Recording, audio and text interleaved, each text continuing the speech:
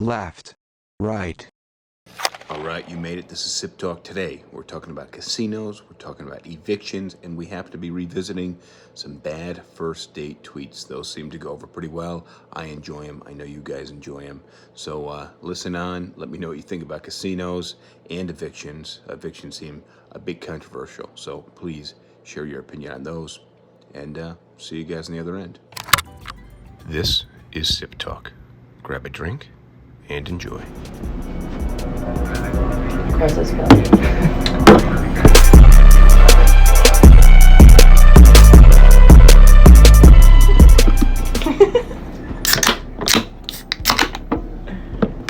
Cheers. Cheers.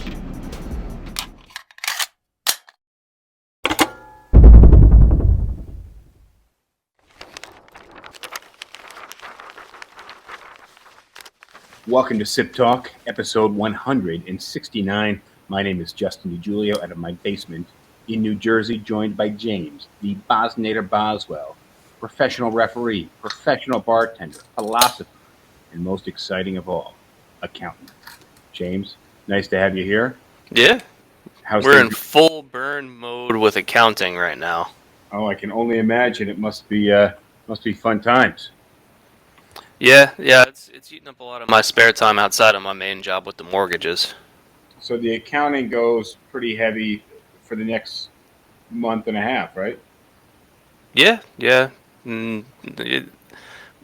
I'd say the next 2 months because, well, I'm no longer in the office. I'm no longer full time, so a lot of these things don't apply to me anymore. But yeah, we would burn hard until April 15th, and then the partners would close the office at noon on April 15th. And we would have some beers and some pizza in the office and just kind of celebrate tax season being behind us. And then a lot of the partners would sometimes take like a 2 or 3 day vacation after that. So we'd have a very brief respite from it. And then there's still a ton of work to do after tax season because, Sure. one, you've put off a whole bunch of work, and two, there's still a whole bunch of tax returns that are now on extension that people want done. So it's not like by April 18th or 19th, you're just like, all right, cool, easy rest of the year. You still got probably another 2 or 3 more months of medium workload. It's just your hours are going to go back to a more normal 40-hour week. You know, when I say accounting, the most exciting of all accounting, I'm being sarcastic, right? Yeah, it's not a career that most people get into for the rush. So let me pivot a little bit here. Outside of the accounting world, I'm excited for you, though. I imagine you must be busy. It's good to be busy sometimes. But today we're going to talk about evictions.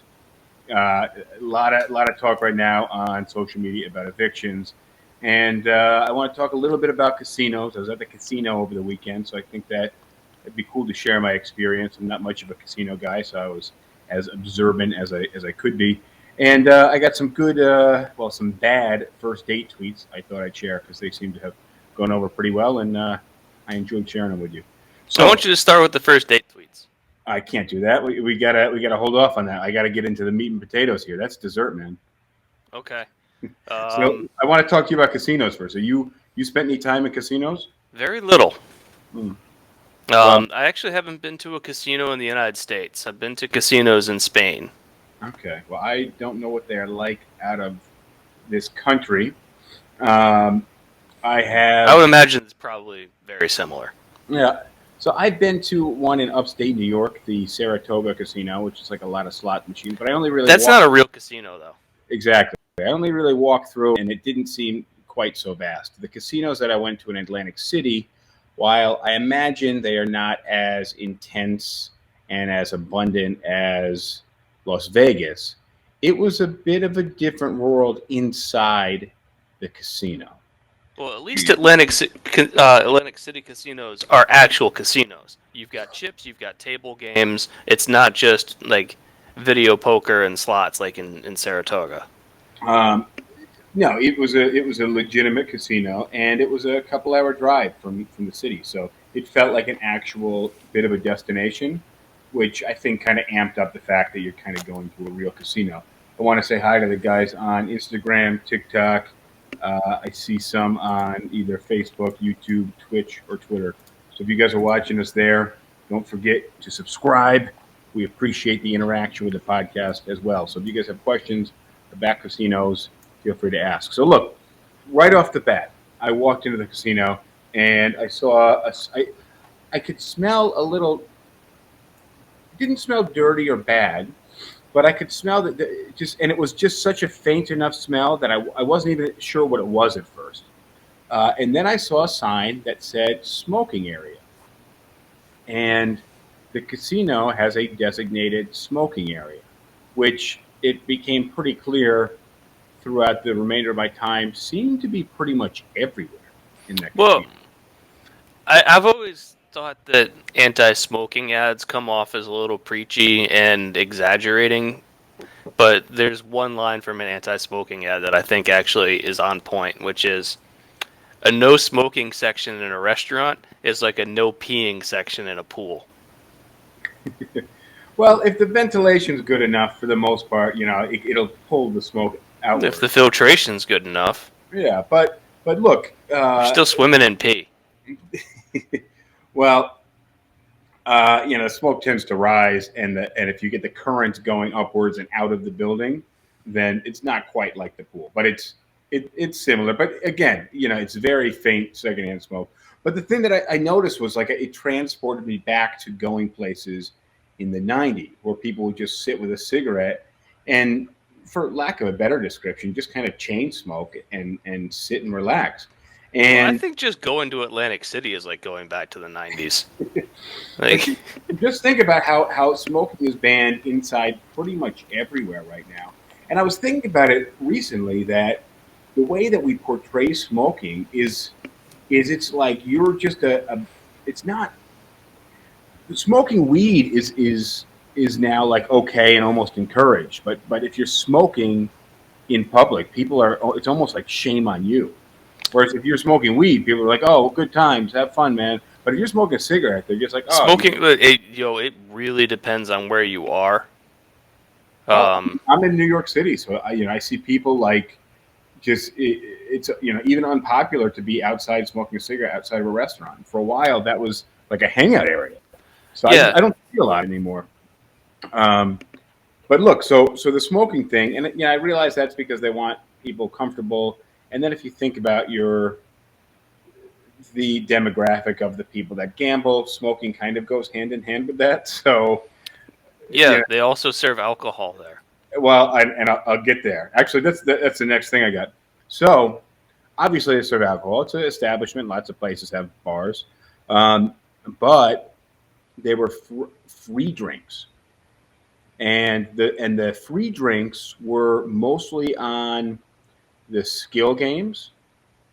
Or I think you could get to a level where if you played long enough, somebody would approach you and offer you a drink. But I do know that I was playing some electronic blackjack, and I asked the woman at the bar for a drink, and she said, "Oh, honey, I'm sorry, I can't serve you. I would get in trouble. But just so you know, if you play long enough, we get a notification on the back of the bar with a little blue light that goes on, and then we're inclined to ask if you'd like a drink." And then those are on the house. Yeah, that seems like an unnecessarily complicated system. Well, just think if you work there, you're a waiter or waitress. You just walk around when you see a blue light. You ask somebody if they want a drink, and she also said, by the way, tipping is encouraged.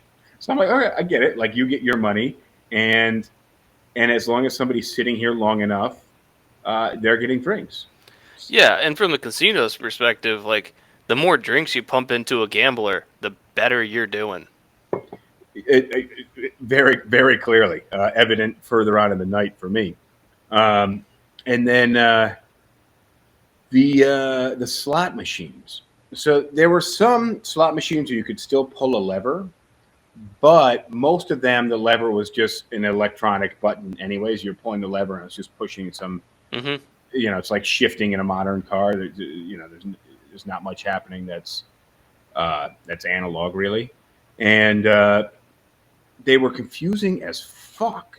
There are these big screens, big curved. A lot of them were touch screens, and I had a really difficult time even trying to figure out when I won what it was that I was doing that had garnered the win. Well, there's no real strategy to slots. Well, and that's why I set there was at one point after we had packed up and I was waiting to leave, I sat down at a slot machine because that's where the chairs were, and I put in $5 and just pushed some buttons until the $5 went away.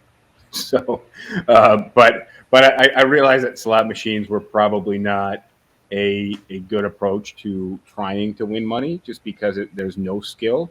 But they also give you a card. It's called a player's card, and you can gain players' points by playing enough hands or enough games in a row. And if you move to another machine and you take that player's card out, it resets to 0.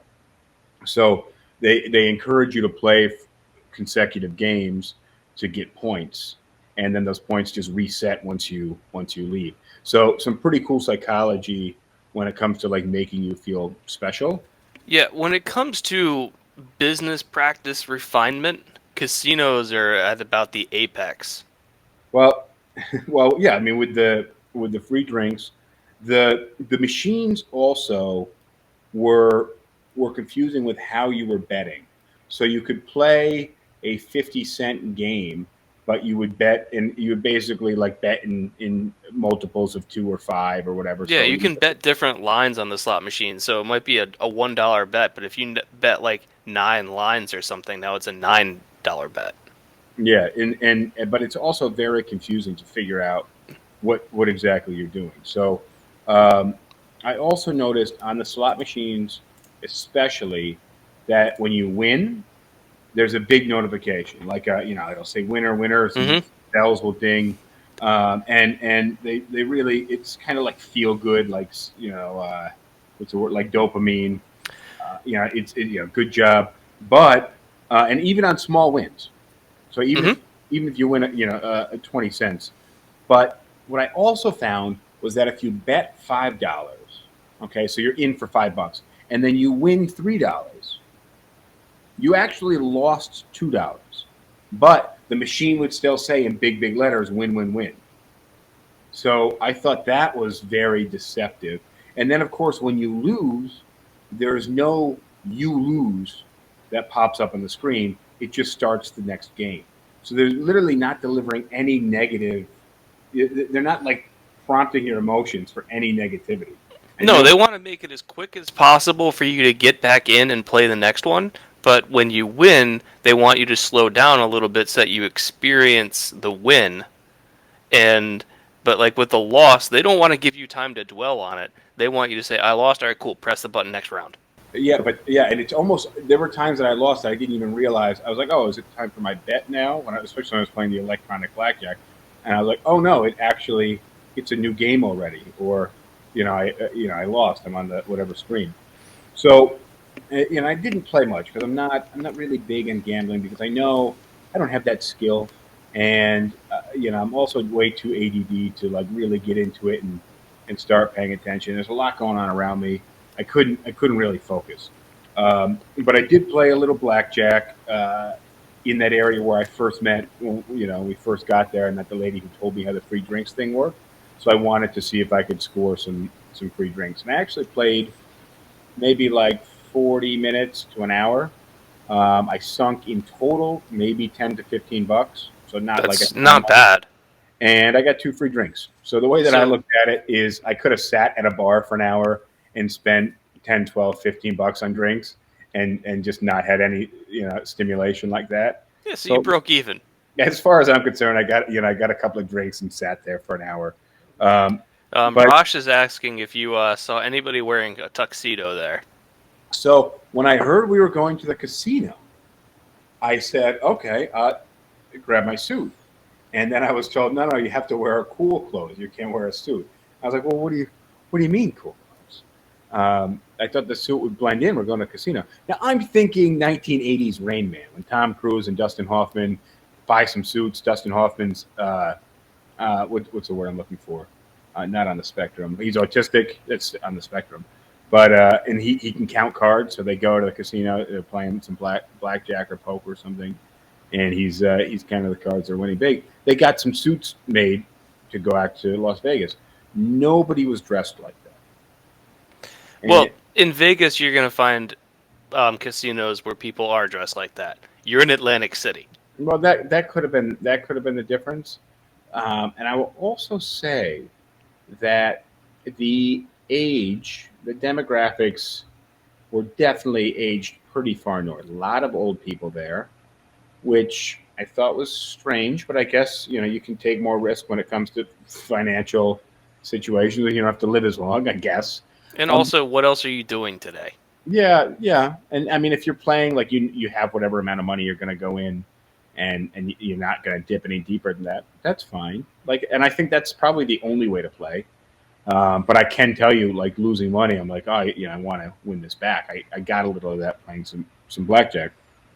Um, It's really easy to fall into that trap. but it is just because of the way the psychology works. Hmm. And then the other thing I noticed was there was a lot of very, very heavy people there, and I couldn't figure out if.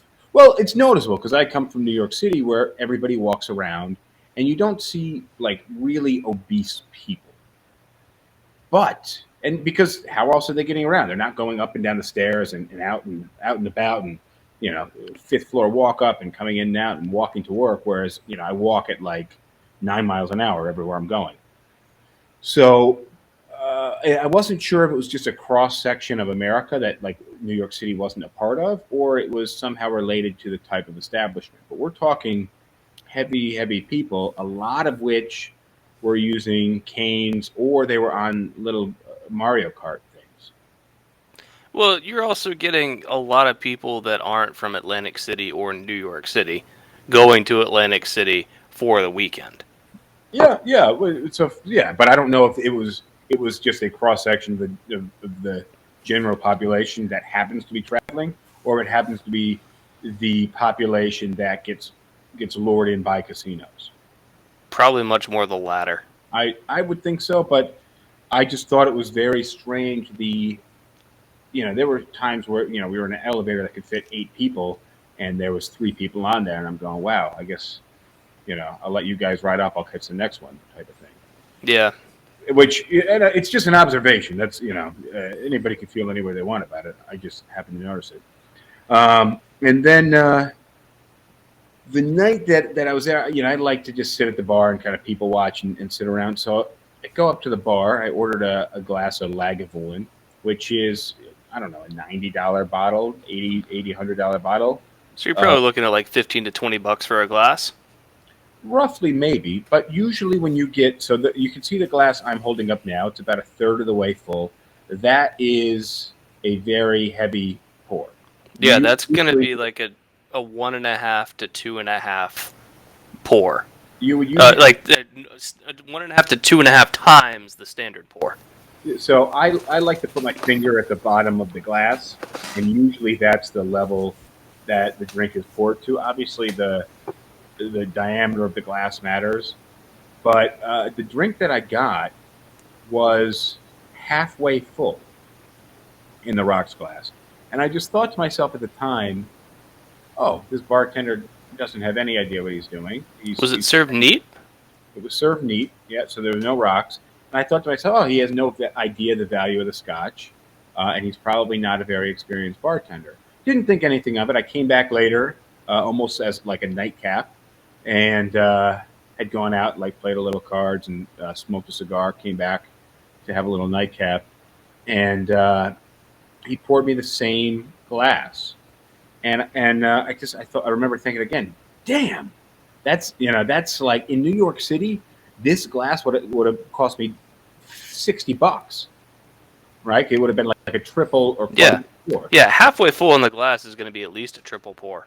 So then I talked to our friend Eric, who's a big fan of casinos, as we both know, and he's saying, and I was just saying, oh yeah, they gave me some free drinks, and he goes, yeah, and if you order a cocktail, they give you really really heavy pours, and then it clicked for me that was something that may have been a bit intentional, that the pour was so heavy. Now I don't know. No, it totally was. I can tell you that one, if you're a bartender at a casino, you're gonna have experience. Like you're not gonna find bartenders that don't know what they're doing at a casino. You just aren't. It's too high volume and it's too demanding of a job for someone who doesn't know what they're doing to last, or even to get hired in the first place. And two, casinos control everything meticulously. Every aspect of a casino is planned. So if their bartenders are giving out a 4.5 or 5 ounce standard pour instead of the normal 1.5, yeah. that's designed. Well, I mean, and I can guarantee you. well, in thinking back after our friend Eric told me, yeah, they're known for giving heavy pours. I'm like, okay, that makes sense. Along with the consistency that I had two drinks several hours apart, and it was about the same pour. I've never ordered a glass of scotch that was that heavy of a pour ever. Minus one time I was in Lake George, and I went to a bar and ordered a glass of Dewar's, and they filled it to just about the ridge, the top ridge on a solo cup. And So I was with like, ice, so if you get a 16-ounce solo cup and let's assume that you've got it filled to the top with ice, then you're probably looking at about a 6 to 7 ounce pour. this was no ice. It was all neat, and it was like more than half the bottle. And I drank one, and then I think I ended up trying to go back for another, and I don't remember the rest of the night. So Yeah, you wouldn't. You like each one, like a solo cup full of scotch is going to be. Oh boy, I don't know what the milliliters are because a bottle of scotch is 750. yeah, So and I got to figure out how many milliliters is 16 ounces. um, It's probably like 450. but yeah, and I just thought that this was obviously somebody who didn't know anything about drinks, and I assumed in Lake George, maybe they didn't, and I was 16 ounces is more than half a bottle of scotch. yeah, and I remember looking at the bottle and thinking like the bottle's almost gone now. Is this for real?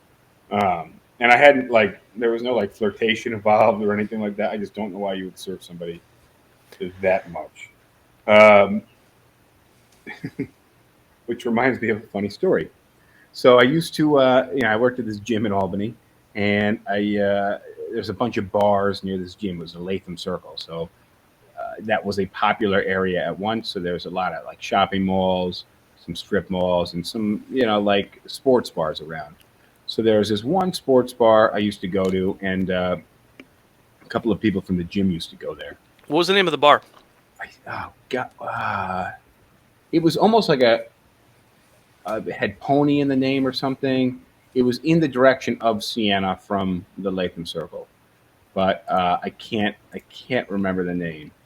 It was on the right hand side. I could find it on a map if I needed to. But look, so I ordered a Jack and Diet Coke, and I was pretty drunk by the time I got there.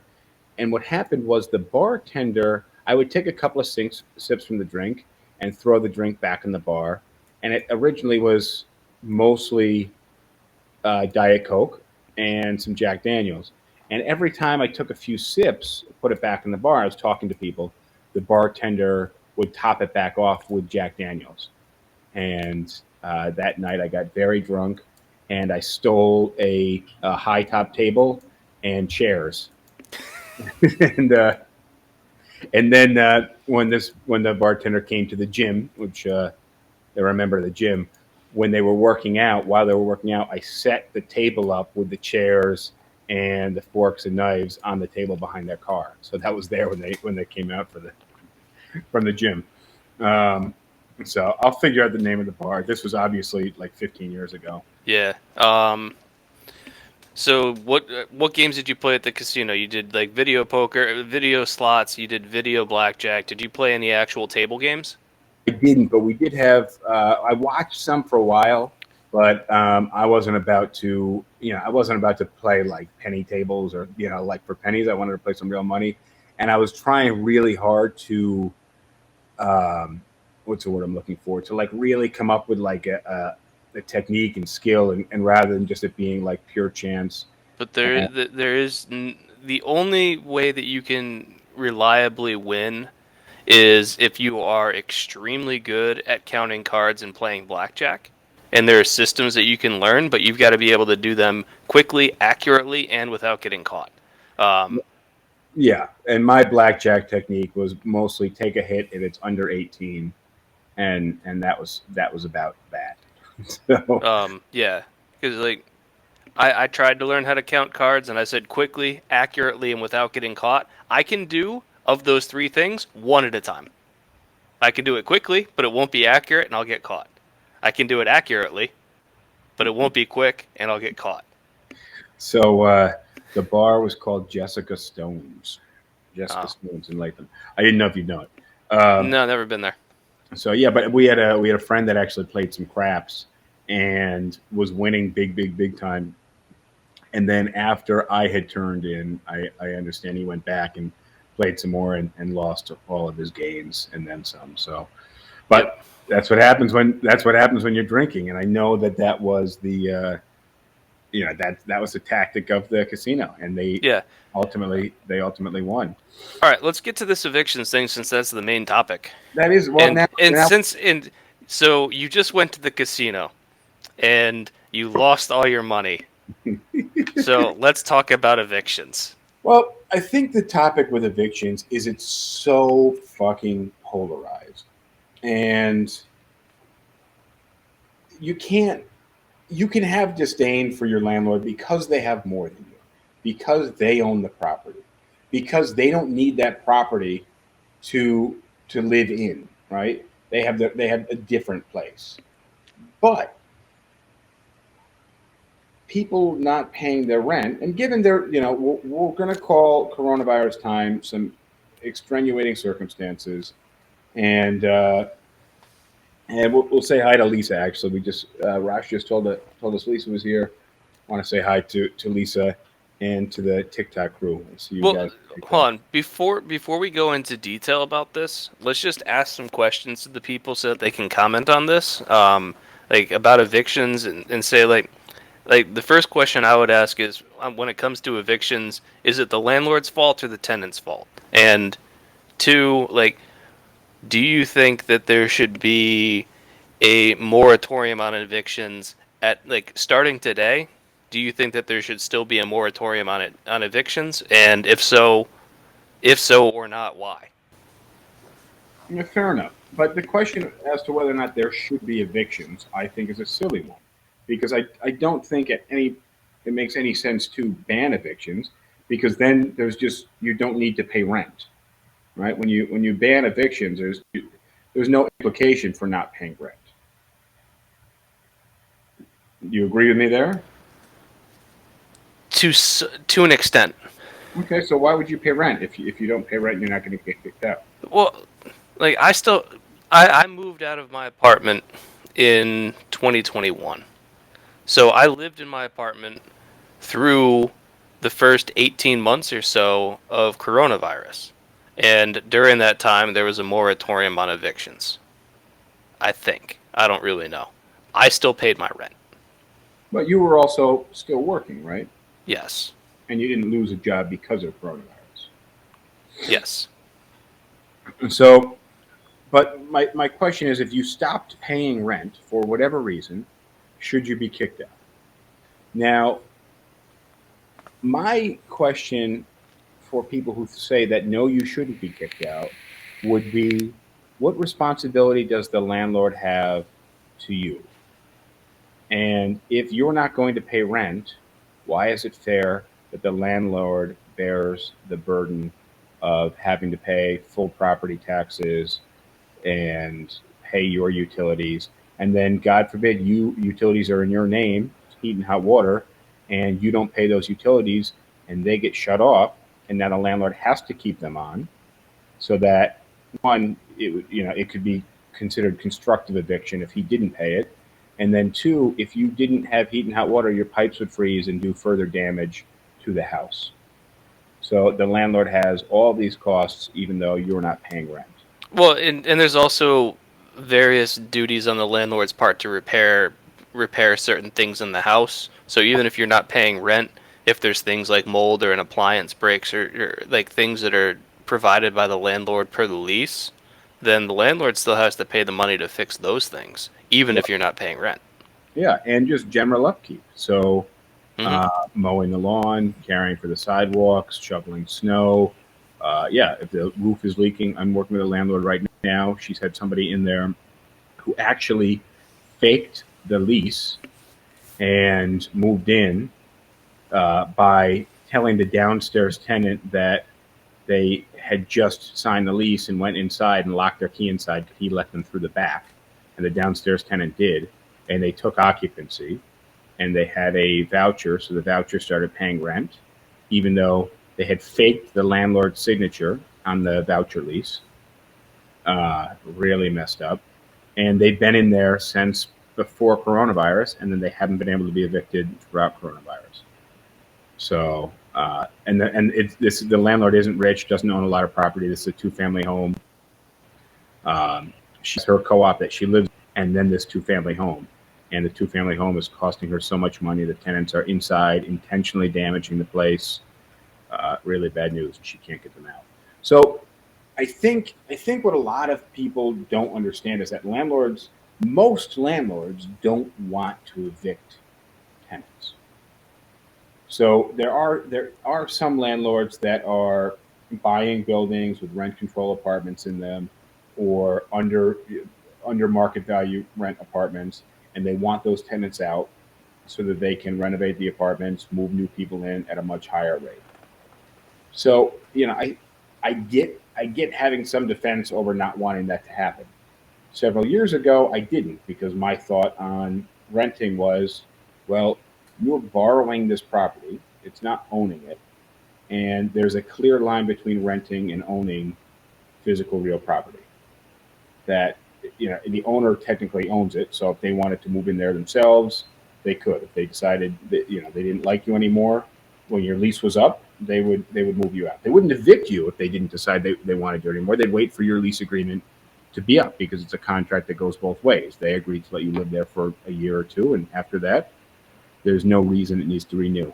Now, I have shifted my opinion on that a little bit, because obviously it's tough to uproot people from their lives when they're living somewhere. But I still do have some, a little bit of my opinion still rooted in that it's not your property, right? Um, so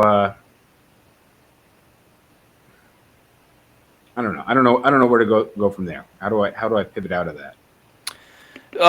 The thing, yeah, you have to balance some things here, because you don't want to make it too easy for landlords to just kick people out, because then you make renting a exercise in instability for all renters, where if you don't give enough notice and you don't give people enough time, then it means that you're never going to be able to establish yourself. And like, I rented the same apartment for 13 years, and like it would have been really annoying if, like, every single year I had to worry about whether or not I was going to be able to renew my lease. I agree with you there, but that's also what the eviction courts are for. What if the landlord just said to you one year, "Hey, we need to rehab this building because it has structural issues, and you got to move." And your lease, I don't know. when your lease is up, I think that would be fair. You signed a lease. Yeah, You didn't I purchase can it. tell you that I wouldn't have been happy. No, but again, you rented this, so you have, what's your ownership stake in it? I would say that if they were to do something like that, then I would need a really good lead time, probably at least 3 months. I think that's fair. Most leases, at least in New York, if they are longer than a year, they have to give you 60 days notice. If they're 2 years or longer, they have to give you 90 days notice. So that's just written into the law. But being asked to leave once your agreement is up, to me, that sounds fair. Although in most cases, that you're not allowed to do that. If somebody's lease is expiring, it must be auto renewed. So yeah, And I that's don't the think. law. Yeah, in That's the South law. Carolina, it doesn't exist, because I've got a client recently bought a home, and the property that he bought was being rented out by the previous owner. So when he bought the property, the previous owner was like, "Hey, there's still like 3 or 4 months left on this lease." And so as soon as he took ownership, he's like, "I have to honor the lease, so I will." But he told the like when he took ownership of the property, he told the renters, he says, "Hey, I'm going to be living in this house now, so like your lease is still good, but you're going to need to find someplace else to live after this because I will be living here." Yeah.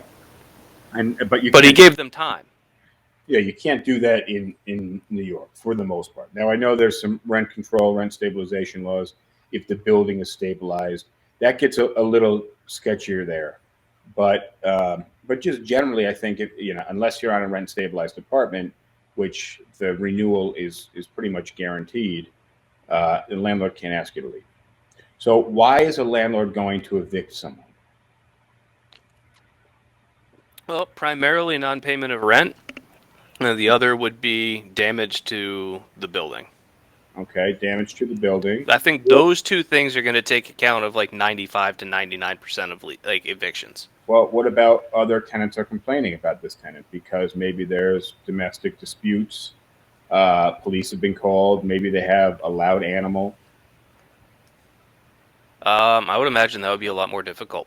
Yeah. And now, if you have a felony, landlords can't discriminate against you. The only reason a landlord can is if you are a sex offender.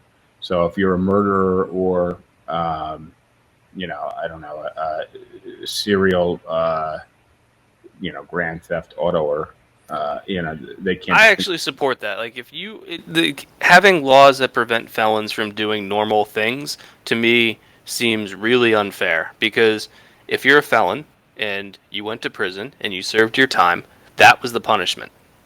So you're out of prison. So you've paid your debt to society. But it's over. It's done with. You get to start your life again. But sure, but that couple, and that a lot of these people return to the system. So repeat offense is common. But I agree with you that once your time is served, it's served. But if there are complaints against you and you can't be evicted, I don't think that seems fair, especially if you're pissing off the other well-paying good tenants. And now well, the problem is that with like damage to the building or non-payment of rent, those are empirical. You can show that you haven't received payments from them, or you can show pictures of here's the window that was smashed by them. Whereas any kind of disruption or noise complaints or whatever, unless you have police reports, then it's really just a he said, she said, and it's going to be a lot harder to verify and substantiate your claim for why you want to evict this person. So that's why I say it's a lot. I think that you need to have more strict rules when it comes to evictions of that nature, because because you need to protect tenants from landlords making things up. You do. With the goal of evicting. Because if you've got damage, here's the picture. If you're not paying rent, here's my bank statements. You haven't paid. Sure, but here's the other issue is that that's also for the court to decide. So landlords typically don't want to spend time in court if they're not going to succeed with an eviction. So landlords are typically only motivated to evict you if it's something pretty bad. And then it's also on the court to decide. But I want to share with you this story. I'm going to read a little bit of it on air because anybody who's listening may not be familiar with the story, and these are some crucial Is this facts. the article that you sent to us earlier today? Yes, this is from the New York Daily News. Title of the article is Evicted to Death. New York City woman found dead, homeless in subway. And so the title of the article is Evicted to Death. Subtitle, New York City woman found dead, homeless in subway, lost her home 4 years ago. So in title alone, I looked at that title and I said, well, it's not like she was evicted and then, the following week she died from being out in the cold or dying from starvation. 4 years went by. So then I was a little skeptical, and I started reading the article. She used to live in Queens, and then she died homeless and alone in a Long Island City subway station. She was covered in bed bugs and surrounded by bags. Now, this woman was an amateur painter. She hoarded cats. and ran her own travel agency in Long Island until the business shuttered. Now, I think they're trying to paint like a nice picture of her, but then throwing in the she hoarded cats was a bit of a red flag for me. It was weird. The whole article was written in a weird way.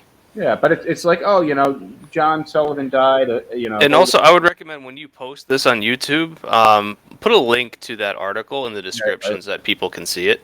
I will. But, like when you hear, like, oh, Sullivan died of old age. He was 84 years old. John was survived by his family. He used to like sailing and collecting, boats in bottles or something. But this is a woman who ran an amateur painter, hoarded cats, and then ran a travel agency until the business she went out of business. Hoarded cats is just an interesting choice of language. I agree. So, but it was another red flag. So she was in rough shape when she was evicted in 2018. She's one of 6 people that was found dead over the last year in the subway. Let's see. Her brother said the police called him, and he couldn't believe it, but he guesses it was a matter of time. Now that sounds pretty cold. Let's see. So in 2013, she moved into her father's home, the same home she grew up in, and let's see her. And then he died, and she took over the lease. So no. But 2 years later, after she moved in, he decided to spend. He moved to Florida. Oh yeah, that was it. Yeah. She didn't move out, but she also didn't pay the rent. So the landlord had to seek to evict her, and that process took 3 years. Meanwhile, she's not paying rent during those 3 years. So she pleaded in court, saying that her wallet was stolen 3 weeks ago, and they took her driver's license. So the article misses a lot of things because. So she said she had no money and she didn't have a place to live. She packed a few of her belongings, a bunch of cats in a U-Haul, put them in a storage facility, and let's see. She lived off some government assistance and occasionally worked as a food deliverer, according to her family. But it wasn't enough to get a roof over her head. She couldn't stay with her brother, Stephen, a financial director who owns his apartment on the Upper East Side. Earlier that year, he got a protective order against her because she was harassing him and his family. Right before she got evicted, I tried to get her the help she needed, said the brother. I said she needed a plan, and she needed to get the city to help her and some of the religious centers to offer her help, but she refused. 2 months later, she was evicted, and then apparently she showed up in his building crying. Let's see. A quote from the Homeless Coalition: "People's lives can unravel quickly when they don't have affordable housing. It's unclear whether or not she ever stayed in a homeless shelter. The last time she made contact with her brother, she showed up in the lobby, demanded she see him. He called the police, saying that he was a threat to him. Saying that she did not pose the police said that she didn't pose a threat to herself or other people." It's a pretty high bar there for the police to intervene like that. To be considered a threat to yourself or others, for the police to do something about it. It's just that's hard to achieve. The police really don't want to be involved in that, so they're pretty strict about what they determine to be a threat to yourself or others. But look, so I read the article, and I saw it on Twitter. So I read the article, and I went back through, and I just started reading through the comments, and the comments were so fucking polarized, and about how landlords are shit, and basically casting the landlord as the person who took this woman's life. And to me, the title of the article would imply that, but none of the circumstances would lead me to believe that the landlord should have anything to do with her death. That she was there for 3 years, so effectively she had 3 years to get her shit together, and then also she was evicted 4 years ago, so then she had the following 4 years to make what she could have of her situation. Well, let's be fair here, that once you no longer have a place to live, if you weren't able to get your shit together with free rent and a place to live, what are the chances that you're going to get your shit together with no rent and no place to live? Fair enough. And this is a woman who supposedly ran a travel agency until it went out of business. So it sounds to me like maybe she went through some rough times, but she also didn't. I'm guessing she never worked after the travel agency went out of business. So, and I don't want to, I don't want to be casting her out as just a terrible, helpless person, but I don't feel that she did so much for her own cause. Well, with the comments, people blaming the landlord and everything, like I think you can still argue that the landlord is indirectly to blame here, that the landlord shares a small amount of the blame. But what I said to you guys by text earlier today is that we aren't getting all the facts in the article, and there's a lot of questions that need to be answered. Like, why wasn't she paying rent? What was the reason there? Why was she refusing help? What were the conversations with her family? There were more than the conversations with their family that were mentioned in the article. There just had to have been. What happened in those conversations? And there are so many other opportunities to have things turned around for her that were either missed by other people or dismissed by her. And so, All right. you've got, I look at it as, you can say that the landlord's the one who pulled the trigger, but there's a lot of other people that put her in front of the gun. Yeah, fair enough. But yeah, but I also, I don't think any one person can be blamed.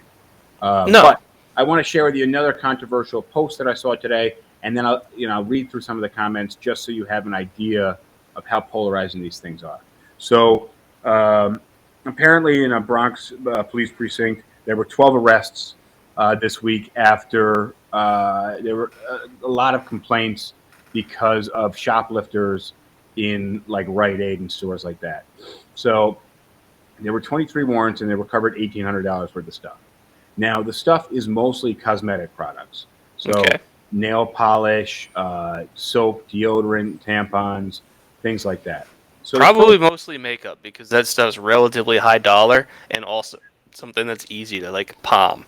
So, but well, it's a lot more like hygiene products and detergents. And then a lot of this stuff, if you walk down the street in New York City, is resold on the street. So these guys can make some money, oftentimes to buy drugs, but not always. Sometimes because they need the money. So let me just kick off the comments. So far, there's 100 comments, and I think this was posted like today or yesterday. So first comment, horrific, yes. Stores have to continually be knocked off by people who can't afford to follow the law. And then the comment after that, the corrupt criminal cops are being hailed for this. Look at what was stolen. People are desperate. Stores have insurance. Now step off. And the person, the comment, so stores don't have insurance for this. Yeah, and they're not going to file an insurance claim for a 74-cent chapstick or something, right? Yeah, they would have insurance if their inventory was wiped out completely, like if there's a fire or something. But when it comes to what's called shrink, there's not really insurance for that. Exactly. So the original commenter said, yes, people are desperate. Let's allow people to steal. There are avenues and programs for this, not stealing from stores. I'm desperate for a Tahoe, but I'm not going to drive to the Chevy dealership and take it. Tahoe's not a necessity. Your false equivalency is pathetic. I'm not defending theft, but I'm not in denial of reality. Check your privilege. So now the person who posted this is saying the person who's commenting is privileged. And the guy goes, well, I have the privilege of working 2 jobs to be a sustainable member of society. I forgot that my paycheck comes with working and earning it. And then the guy says, the guy posted, I'm sorry I have to work 2 jobs. No one should have to do that in the richest country on earth. And then somebody else says, hey, the Rite Aid near me closed because of constant shoplifting. Now my elderly friend has to walk very far for her prescriptions. So let's see. I just want to give you another stream of comments here. And then here's another one. So the guy who posted, its name is Brandon. So Dan comments, I'm willing to bet all of them had the newest iPhone and best Nikes. So there's some racism there. And then Brandon says, well, I don't necessarily know that it's racism, because if you look at the people that are homeless and stealing from these stores, it's not a black or white or Hispanic. A lot of them are white. I'll give it that it could have some racial implicit there. But from just what I see on the streets, race is not an issue in homelessness that I see. So then Brandon says, I'm willing to bet you're teetering on saying something racist.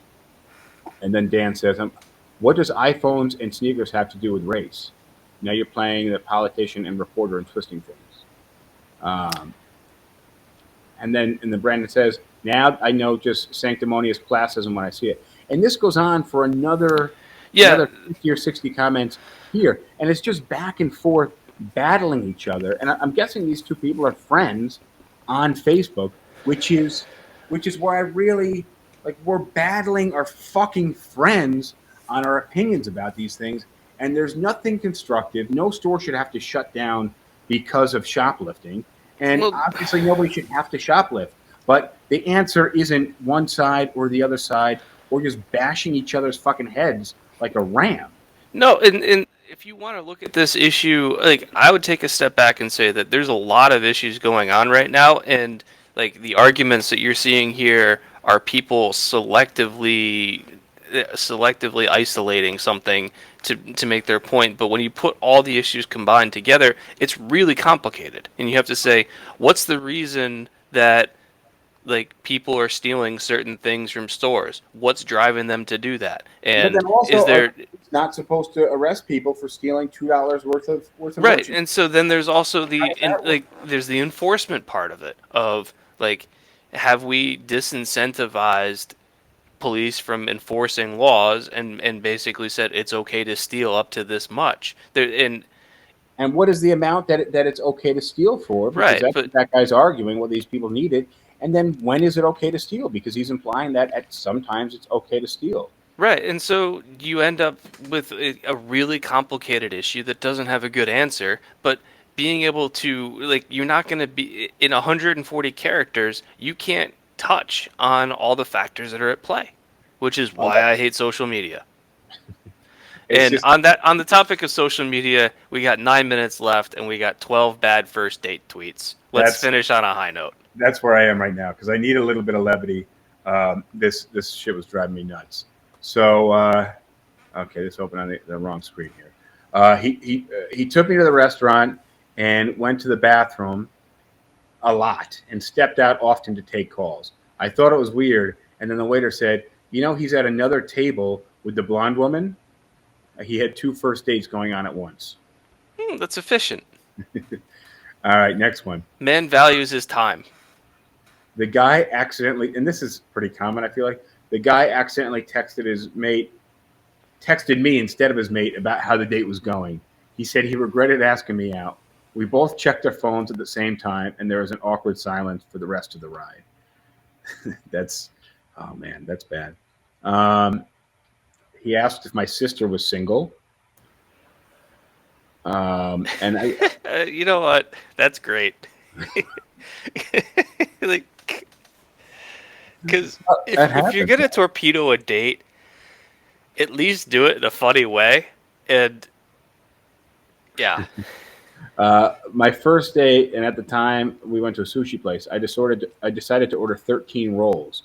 I thought rolls meant individual pieces of sushi. Let's just say I was very embarrassed, and we had to push 2 tables together just to fit all the sushi. That's something a simple question could answer. Well, not if you didn't think there was a question. You just made that assumption. But either way, I met a girl for a blind date once. She didn't say a single. This is, I think, maybe my favorite. I almost sent this to you earlier, which is where I met a girl for a blind date once. She didn't say a single word throughout dinner. Finished her meal and walked out. I then checked my phone, and there was a message from the girl saying she couldn't make it tonight. Who the hell did I just eat with?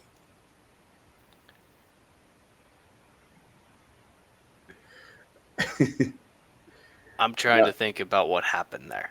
Well, he must have saw somebody and then introduced himself and sat down at the table, and she was just so caught off guard. She just sat there while this guy ordered his own food.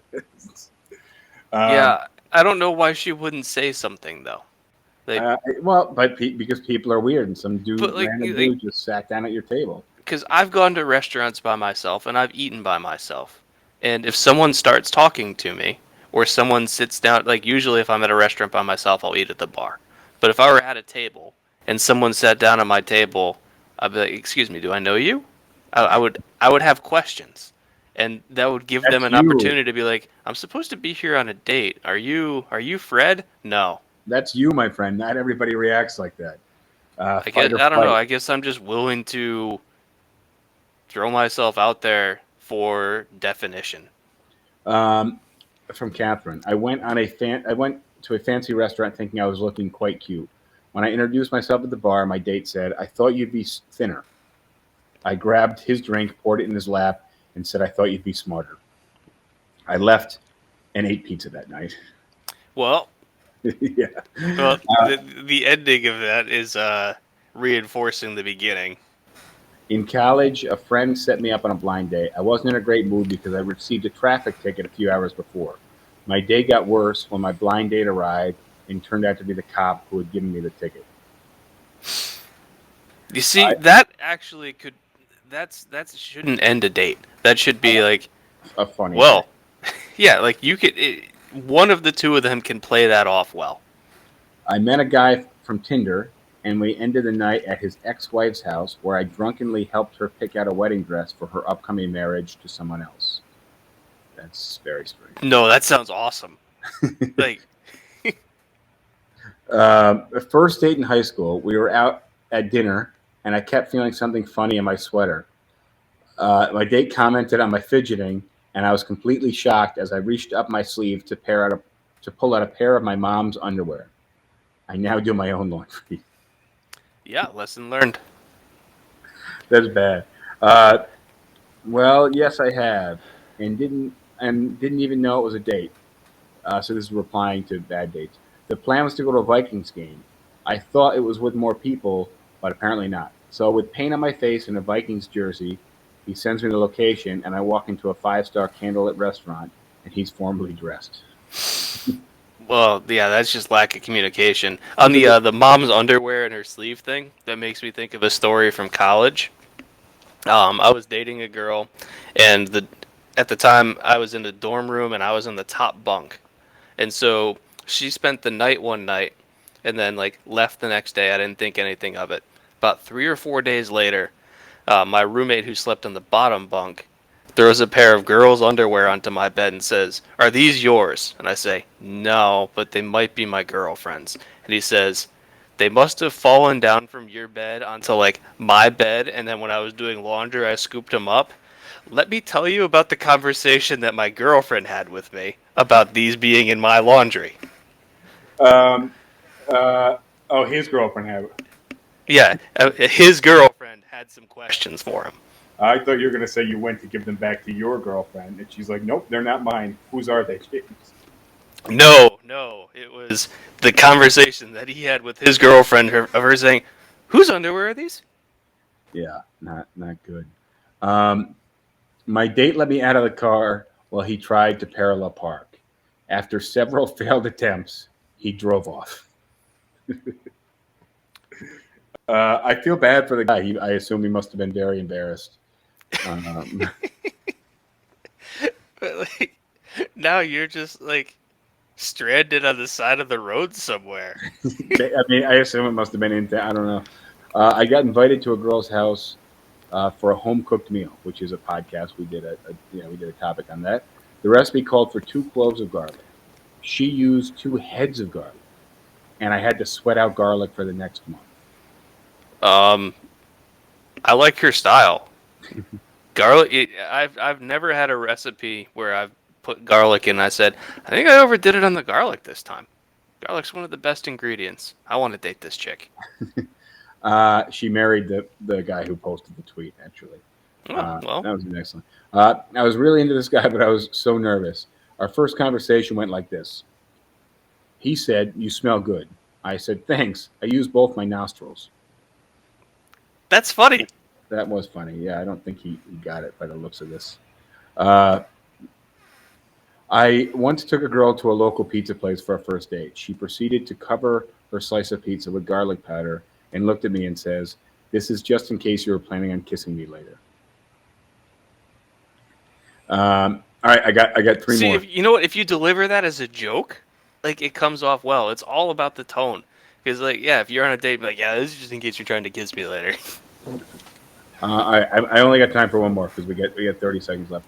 Went to the wrong house, and an elderly couple made me come in and watch TV with them while I searched for a phone book so I could call her to get the correct address. This is obviously pre-cell phone era. Pre-cell phone era, yeah, finding directions was tough. But on that note, we're out of time.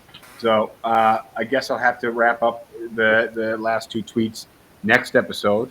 And I want to thank Rosh Galeb for feeding us everyone's comments and John Brandiz's address while we were live. Thank you, everybody, for being here. Thank you, James, and I will see you guys next time. Cheers, guys. Adios. All right, this is the other end. Thank you for joining throughout this entire podcast. It's nice to have you here.